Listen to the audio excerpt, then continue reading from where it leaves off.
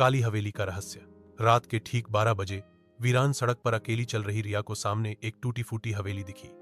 दरवाजे पर जंग लगा ताला खुद ब खुद खुल गया, जैसे किसी ने उसे अंदर बुलाया हो। अंदर घुप्प अंधेरा था। मकड़ियों के जाले और सड़े गले शव जैसी बदबू से रिया का दम घुटने लगा। अचानक पीछे दरवाजा धड़ाम से बंद हो गया। उसके कानों में धीमी धीमी फुसफुसाहट गूंजने लगी। तू वापस नहीं जाएगी, तू अब हमारी है। रिया कांपते कदमों से ऊपर वाले कमरे में गई।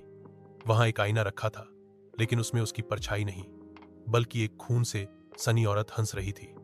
उसकी आंखें लाल, दांत नुकीले और बाल जमीन तक लटक रहे थे। रिया चीख पाई, इससे पहले आईने की औरत बाहर निकल आई और उसका गला पकड़ लिया। हवा में हड्डियों के टूटने की आवाज गूंज उठी।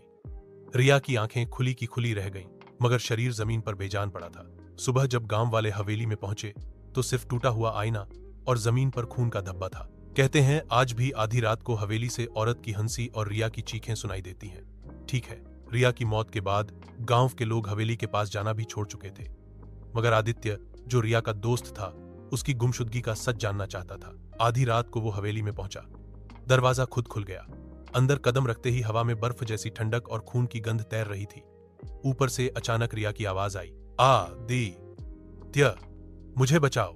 आदित्य कांपते हुए ऊपर पहुंचा।